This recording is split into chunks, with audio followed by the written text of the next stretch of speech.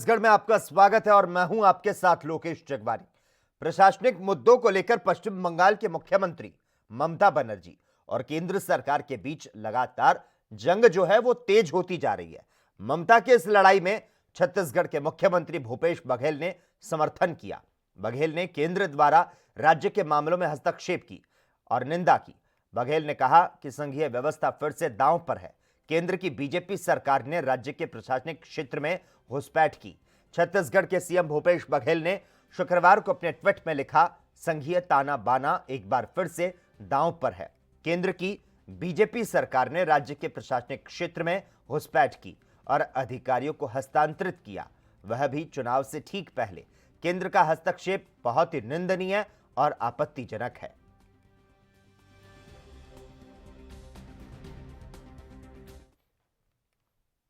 छत्तीसगढ़ के रायपुर में पूर्व मंत्री और भारतीय जनता पार्टी के नेता अजय चंद्राकर ने कहा कि चंदखुरी माता कौशल्या की जन्मस्थली नहीं है।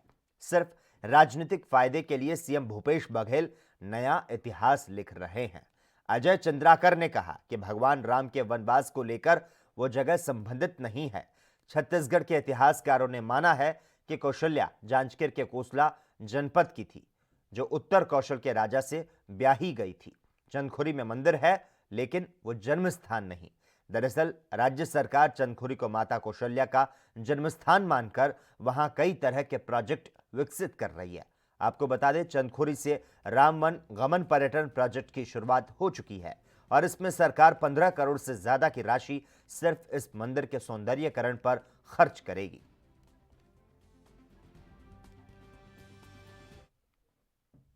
कमलनाथ सरकार के दौरान लोकसभा और विधानसभा चुनावों में काले धन के इस्तेमाल के मामले में पड़े इनकम टैक्स रेट के दस्तावेजों में कांग्रेस के कई बड़े नेताओं के नाम सामने आने के बाद मध्य प्रदेश की सियासत में हड़कंप मच गया।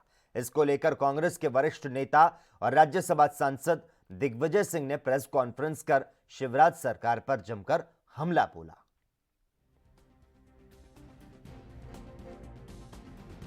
कहना भूल गया, ये सीबीडीटी, ईडी, आईटी ने जो उनका कोड ऑफ कंडक्ट है उसका वायलेशन किया है। जो ये सारी की सारी रिपोर्ट उन्होंने प्रेस को दी है, हम उसकी निंदा करते हैं। ये उनकी ओथ ऑफ सीक्रेसी का उन्होंने उल्लंघन किया है। कहां से हुआ है? मध्य प्रदेश सरकार से हुआ है या सीबीडीटी से हुआ है या सीईसी से हुआ है? इसकी भी जांच होना चाहिए। छत्तीसगढ़ के बीजापुर में सुरक्षा बलों ने एक बार फिर से नक्सलियों के मंसूबों को नाकाम कर दिया। गंगालूर क्षेत्र में गश्त कर निकले जवानों ने 5 किलो का आईईडी विस्फोटक बरामद किया। सड़क निर्माण कार्य में लगे जवानों को निशाना बनाने के लिए इसे लगाया गया था। पिछले दिनों इसी तरह सुकमा में आईईडी रिकवर करने के दौरान हुए विस्फोट में सीआरपीएफ के डिप्टी कमांडेंट जानकारी के मुताबिक गंगालूर थाने से पुलिस और सुरक्षा बल के जवान गश्त पर निकले और इस दौरान पुसनार बुर्जी मार्ग पर रोड से 60 मीटर अंदर 5 किलो का आईईडी विस्फोटक बरामद किया गया। इसे सड़क के बीच में ही दबाकर लगाया गया था। बीडीएस टीम ने इसे निष्क्रिय कर दिया। इस इलाके में सड़क निर्माण का काम चल रहा है। इसकी सुरक्षा में सुरक्षा बलों को यहां पर तैनात किया गया है।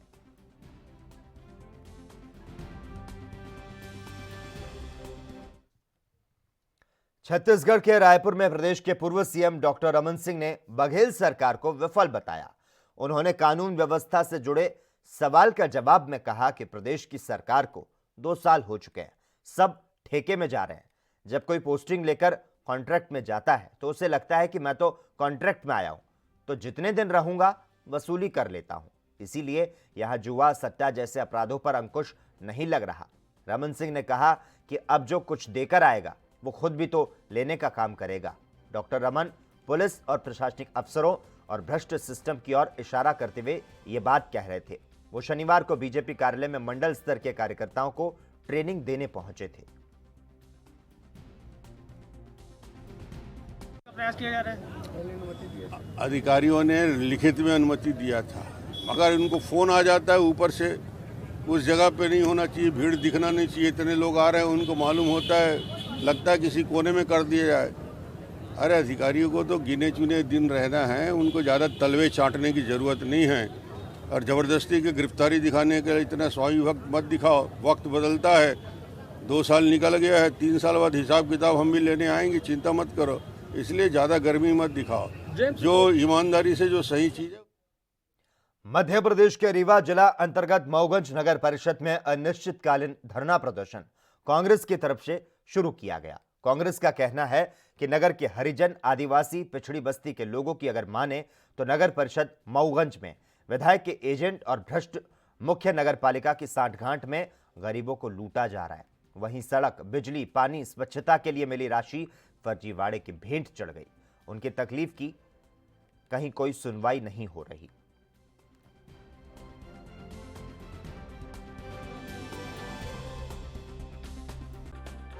बसोर वाला मामला है। इनको लोगों को इकट्ठा करने के लिए, भीड़ इकट्ठा करने के लिए इन्हें जो है तो प्रमाण पत्र तो दे दिया गया, लेकिन आवास योजना की एक भी किस्त इनको नहीं दी गई।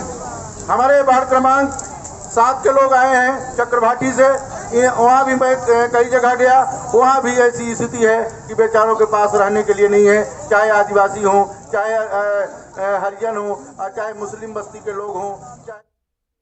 मध्य प्रदेश के इंदौर से सांसद शंकर लालवानी ने आज जीवन रेखा रोड का भूमि पूजन किया। इस दौरान उन्होंने कहा कि 20 वर्षों से बार बार सुनने में आ रहा था कि नाले के किनारे ये सड़क बनेगी। 20 वर्षों का इंतजार आज खत्म हुआ।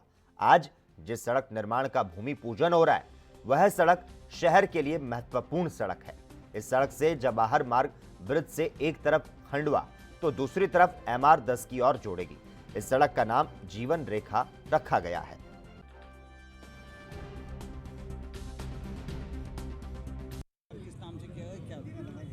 देखिए, बहुत ही महत्वपूर्ण सड़क इंदौर की, जिसकी मांग वर्षों से हम सब करते आ रहे थे। ऐसी महत्वपूर्ण सड़क जो सीधे शहर को, अगर हम इधर देखें तो पागनिसपागा से लेके जवाहर मार्ग से पोलो ग्राउंड से भागीरथपुरा MR10 तक निकलती है और इधर पागनिसपागा पलसीगर होते हुए खंडवा रोड निकलती है। इस सड़क की लिंक मिसिंग थी, वो ये सड़क थी। आज वर्षों से जो मांग की जा रही थी मास्टर प्लान की सड़क, वो आज विधायक आकाश तिवारी के नेतृत्व में नगर निगम ने स्मार्ट सिटी के अंतर्गत भूमि पूजन किया है। मैं पूरे इंदौर शहर की ओर से बधाई देना चाहता हूं, क्योंकि जब बाहर त्यौहार होते थे राजवाड़े पे नो पार्किंग जोन होता था तो वाहनों के लिए बहुत असुविधा होनी थी, लोगों को आने जाने बहुत असुविधा होती थी। ये सड़क बन जाने के कारण अब जो राजवाड़े पे ट्रैफिक का लोड था।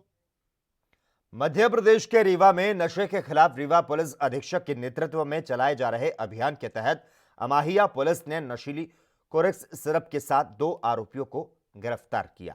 अतिरिक्त पुलिस अधीक्षक ने बताया कि जिले में नशे के खिलाफ अभियान चलाया जा रहा है, उसी के तहत यह कार्रवाई की गई। बताया गया कि सिरमौर चौराहा ब्रिज के पास नीले रंग की कार में 6 पेटी कोरेक्स सिरप बेचने की फिराक लेकर गई थी।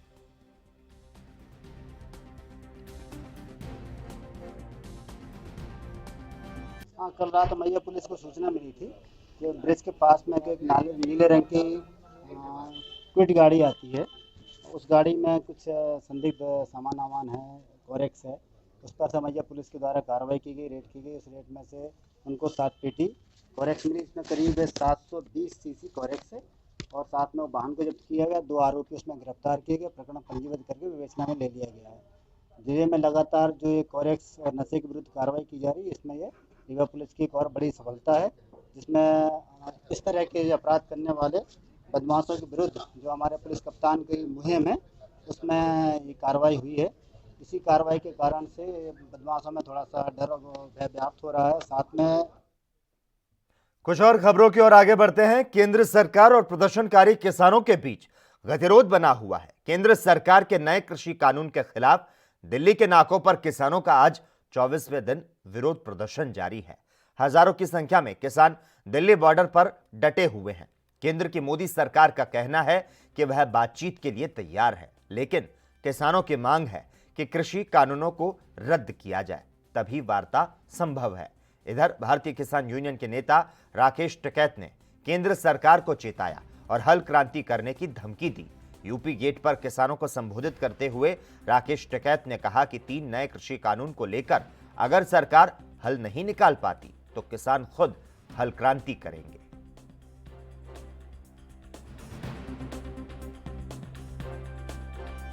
भाई सरकार को बात करनी चाहिए, हम काम नहीं कर रहे सरकार से बात करने के लिए। सरकार बात करें, इशू तो सरकार ने बना दिया, बिल लेकर आगे किसानों से पूछा नहीं। अब किसान कह रहे कि वापसी ले लो, वापसी हम लेते नहीं, तो गलती किसकी? गलती किसकी है? गलती तो सरकार की है ना।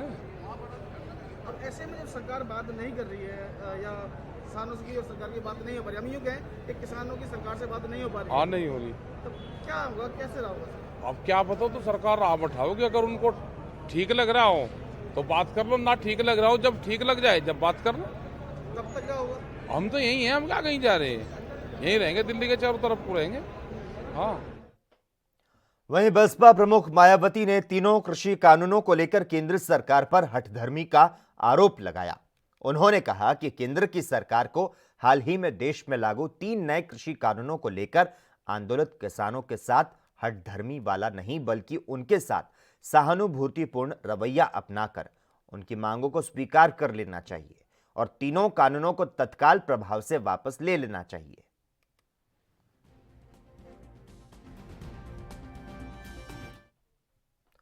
दिल्ली में आम आदमी पार्टी के खिलाफ प्रदर्शन कर रहे बीजेपी मेयर जयप्रकाश की तबीयत बिगड़ गई। डॉक्टर ने उन्हें अस्पताल में भर्ती होने के लिए कहा है। नॉर्थ एमसीडी के मेयर जयप्रकाश समेत बीजेपी के कई पार्षद आम आदमी पार्टी के खिलाफ प्रदर्शन कर रहे हैं। गौरतलब है कि दिल्ली में एमसीडी में फंड को लेकर बीजेपी और आम आदमी पार्टी में खींचतान जारी है। जहां आम आदमी पार्टी एमसीडी में 2500 करोड़ रुपए के हेरफेर का आरोप लगा रही है, तो वहीं बीजेपी एमसीडी के 13,000 करोड़ रुपए का फंड मांग रही है।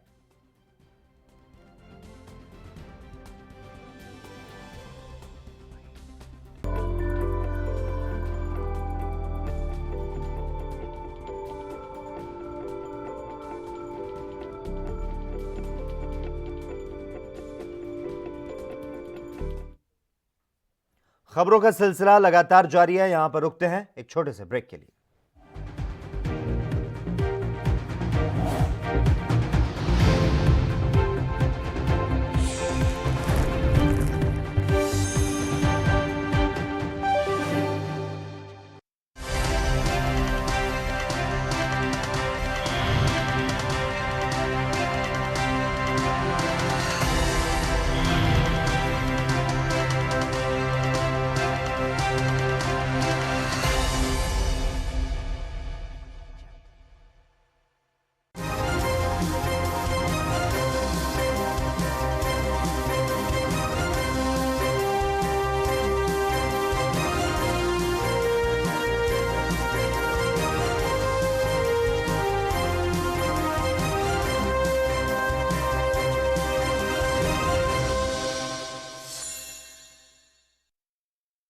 क्या आप दुबले पतले कमजोर हैं? आपकी सेहत नहीं बनती, भूख कम लगती है, वजन नहीं बढ़ता।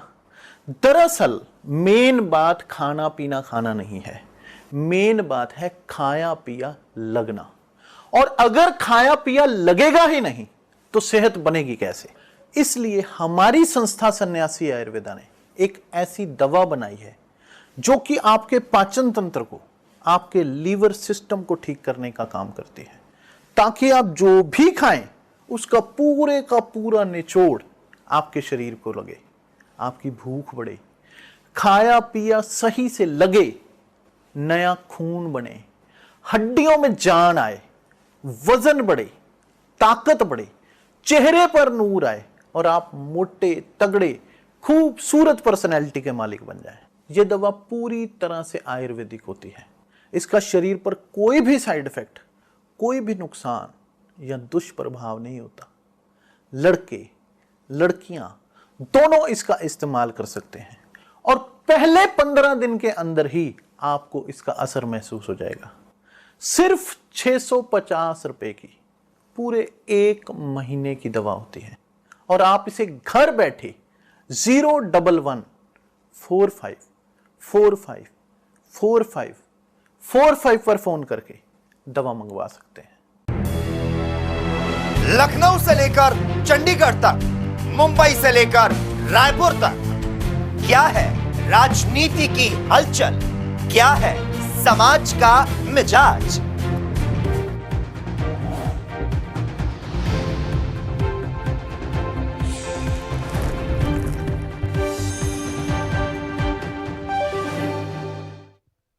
ब्रेक के बाद एक बार फिर से आपका स्वागत है। कांग्रेस अध्यक्ष सोनिया गांधी के साथ उनके आवास 10 जनपद पर वरिष्ठ कांग्रेसी नेताओं के साथ हुई बैठक में पार्टी नेतृत्व को लेकर सवाल उठाने वाले गुट 23 के प्रमुख नेता कपिल सिब्बल शामिल नहीं हुए। सिब्बल शनिवार की सुबह अपने पूर्व निर्धारित कार्यक्रम के मुताबिक दुबई चले गए, जबकि कुछ दिन पहले अन्य नेताओं के साथ सिब्बल से भी मुलाकात करके पार्टी के नए संकट मोचक वरिष्ठ नेता और मध्य प्रदेश के पूर्व मुख्यमंत्री कमलनाथ ने उन्हें सोनिया गांधी के साथ बैठक को लेकर चर्चा की थी।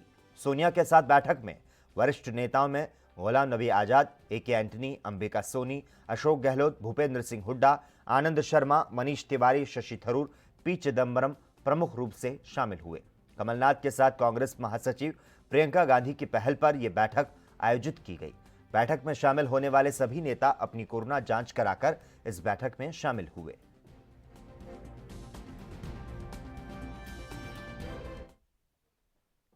रक्षा मंत्री राजनाथ सिंह ने शनिवार को कहा कि चीन के साथ सीमा विवाद से भारत जिस तरह से निपटा, उसने साबित किया कि भारत कमजोर नहीं और सीमा पर उल्लंघन, आक्रामकता और किसी भी तरह की एक तरफा कार्रवाई का मुंहतोड़ जवाब दे सकता है। वहीं पाकिस्तान को लेकर बोलते हुए राजनाथ ने कहा कि पाकिस्तान को 4 युद्ध में पराजित किया जा चुका है, लेकिन वह आतंकवाद के जरिए युद्ध लड़ रहा है। रक्षा मंत्री ने कहा कि भारत विवादों के शांतिपूर्ण समाधान में विश्वास रखता है, लेकिन देश के आत्मसम्मान को किसी भी तरह का नुकसान बर्दाश्त नहीं किया जाएगा। हैदराबाद में डिंडीगुल वायुसैनिक अड्डे पर संयुक्त स्नातक परेड को संबोधित करते हुए रक्षा मंत्री राजनाथ सिंह ने कहा कि कोविड-19 महामारी के दौरान चीन के रवैये ने उसके इरादों को जाहिर कर दिया। उन्होंने कहा, हमने साबित किया कि भारत कमजोर नहीं, यह नया भारत है जो सीमा पर उल्लंघन, आक्रामकता और किसी भी तरह की एक तरफा कार्रवाई का मुंहतोड़ जवाब दे सकता है। इसी तरह वेस्टर्न सेक्टर में पाकिस्तान से लगती सीमाओं पर आए दिन हमारा पड़ोसी कुछ न कुछ नापाक हरकतें करता रहता है। एक नहीं बल्कि 4 युद्धों में मात खाने के बाद भी हमारा पड़ोसी अब पाकिस्तान आतंकवाद के जरिए एक प्रॉक्सी वार लड़ रहा है। आतंकवाद की चुनौती के खिलाफ हमारी सेना, सुरक्षा बल और पुलिस पूरी मुस्तैदी के साथ मुकाबला कर रहे हैं। मैं उनका भी अभिनंदन करना चाहूं। अब तो भारत आतंकवादियों के खिलाफ देश के भीतर ही नहीं बल्कि सीमा पर ही, सीमा पार जाकर भी प्रभावी कार्रवाई कर रहा है। बालाकोट में इंडियन एयरफोर्स ने आतंकवाद के खिलाफ प्रभावी कार्रवाई करके सारी दुनिया को भारतीय सेना की ताकत और आतंक के खिलाफ उसके मजबूत इरादों से परिचित करा दिया है। साथियों, अब युद्ध के तरीके लगातार बदल रहे हैं और हमें उसी के हिसाब से खुद को ढालना आवश्यक होगा। वाकई इन चुनौतियों का दायरा भी बहुत व्यापक हुआ है। आज देश के सामने चुनौती केवल सरहदों या समंदर के रास्ते ही नहीं बल्कि स्पेस और साइबर स्पेस के रास्ते भी आ सकती है। और मैं मानता हूं कि आने वाले दिनों में डिफेंस केवल जल, थल, वायु की रक्षा तक ही सीमित नहीं रहेगा। यह एक ऐसा डायनेमिक चैलेंज होगा जिसके लिए हमें आने वाले दिनों में खुद को तैयार करना होगा। सुप्रीम कोर्ट ने जातिगत आरक्षण के मामले में अपना फैसला सुनाया और इस दौरान सर्वोच्च न्यायालय ने कहा कि कोटा पॉलिसी का मतलब योग्यता को नकारना नहीं, इसका मकसद मेधावी उम्मीदवारों को नौकरी के अवसरों से वंचित रखना नहीं, भले ही वे आरक्षित श्रेणी से ताल्लुक रखते हों। न्यायमूर्ति उदय ललित की अध्यक्षता वाली सर्वोच्च न्यायालय की पीठ ने आरक्षण के फायदे को लेकर दायर याचिका पर अपना फैसला सुनाया। अदालत ने अपने फैसले में कहा कि पद भरने के लिए आवेदकों की जाति के बजाय उनकी योग्यता पर ध्यान देना चाहिए और मेधावी उम्मीदवारों की मदद करनी चाहिए। तो साथ ही किसी भी प्रतियोगिता में आवेदकों का चयन पूरी तरह योग्यता के आधार पर होना चाहिए। तो आरक्षण पर ये तमाम बातें कही है। कोटा पॉलिसी योग्यता को नकारना नहीं है। आरक्षण पर सुप्रीम कोर्ट ने अपना फैसला देते हुए तमाम ये जो अहम बातें हैं वो कही है। आपको बता दें, सुप्रीम कोर्ट ने जातिगत आरक्षण के मामले में अपना ये आज फैसला सुनाया। रसोई गैस के बड़े दामों के खिलाफ दिल्ली के पालिका बाजार मेट्रो स्टेशन गेट पर आज दिल्ली प्रदेश कांग्रेस कमेटी की महिला कार्यकर्ताओं ने मोदी सरकार के खिलाफ धरना प्रदर्शन किया। इन महिलाओं ने सरकार के खिलाफ जमकर नारेबाजी की और कहा कि पिछले एक हफ्ते में 2 बार रसोई गैस के दाम बढ़ चुके हैं। ऐसे में आज महिलाओं को अपना घर और रसोई चलाना मुश्किल हो गया है। इन प्रदर्शनकारी महिलाओं ने कहा कि मोदी सरकार आज महिलाओं के किचन की दुश्मन बन चुकी है और आज इतनी महंगाई हो गई कि घर चलाना मुश्किल काम हो चुका है। उन्होंने सरकार से रसोई गैस के दामों को कम करने की मांग की और कहा कि कांग्रेस पार्टी इन मुद्दों पर चुप नहीं बैठेगी और आगे भी धरना प्रदर्शन किया जाएगा।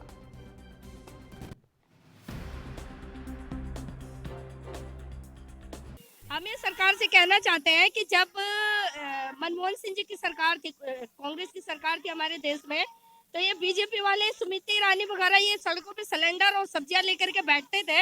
आज ये लोग किन बिल में घुस गए? जिस टाइम की 418 रुपए का गैस था तो इन लोगों को बहुत महंगा लगता था। आज गैस 700 रुपए पार हो गया तो अब महंगाई इनको नजर नहीं आ रही है। अब सब्जी जो है टमाटर 80-90 रुपए किलो हो रहा है, प्याज आलू 50 रुपए किलो हो रहा है, प्याज 50 रुपए किलो हो रहा है। क्या चीज सस्ती हो गई है? किन मुद्दों को लेकर के ये मोदी सरकार आई थी हमारे देश में, किन बातों पे खरी उतर रही है? ये अभी हमारा प्रदर्शन देखिए, जब तक हमारी प्रदेश अध्यक्ष यहाँ बैठी हुई है तब तक हम लोग यहाँ पे बैठे हुए हैं। हाँ जी बिल्कुल, हाँ, समय समय पे कांग्रेस मुद्दे को उठाती है, मगर ये सरकार ऐसी गूंगी बहरी सरकार है। ये बोलते थे ना मनमोहन सिंह जी के लिए कि बोलते नहीं है, पहले कहते थे पेट्रोल इतना महंगा हो रहा है, तो अब क्या हो गया? अब तो इनका बस नहीं चल रहा है। तो मनमोहन सिंह जी क्या पेट्रोल हैंडपंप से निकाल के देते थे? उस टाइम भी तो वही बात थी ना। अब लेकिन अब इनको अपना मुद्दा नजर नहीं आता है।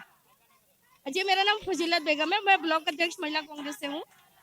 घर का बजट कितना बिगड़ा है आपका?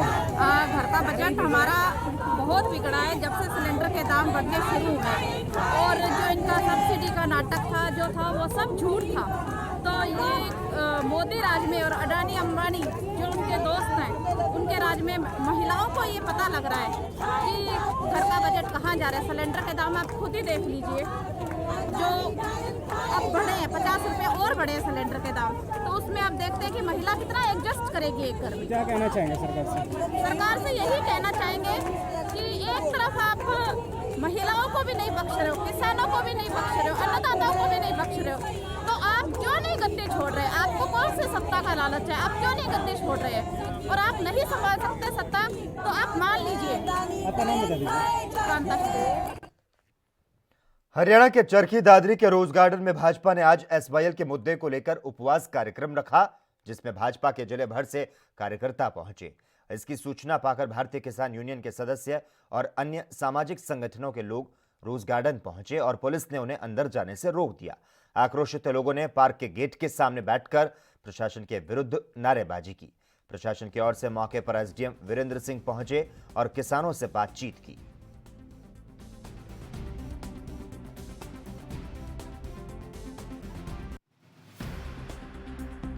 जिला स्तर पर जो है बीजेपी के द्वारा उपवास जो है किया जा रहा है, और दादरी के अंदर ये रोज गार्डन में किया जा रहा है के द्वारा ये जो बैठ के धरना दिया जा रहा है कि एसवाईएल का मुद्दा जो है वो सोल्व किया जाए।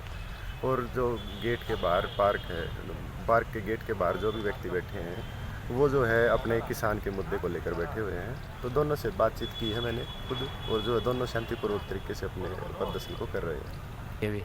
हाँ, जो अंदर आना चाह रहे थे वो अंदर आ गए थे सुबह, वो इकट्ठे बैठे हैं, और जो बाहर प्रदर्शन किसानों वाला करना चाह रहे थे वो किसानों के हिसाब से प्रदर्शन कर रहे थे। कानून व्यवस्था बनाए रखने के लिए पुलिस फोर्स को जो है हमने तैनात किया हुआ है। हिंदू जिला सचिव, आज हम यहाँ पे जो हमारा एसवाईएल का जो मुद्दा है उसके ऊपर इकट्ठे हुए हैं। हमारा जो पानी का मुद्दा है उसके लिए हमारी पार्टी के हमारे अध्यक्ष और हमारे सभी कार्यकर्ता हरियाणा के जो किसान हैं उनके लिए पानी के लिए, जो हमारा पानी है जो पंजाब की तरफ जा रहा है उसको भैया हरियाणा की तरफ लाने के लिए हम सब यहाँ इकट्ठे हुए हैं।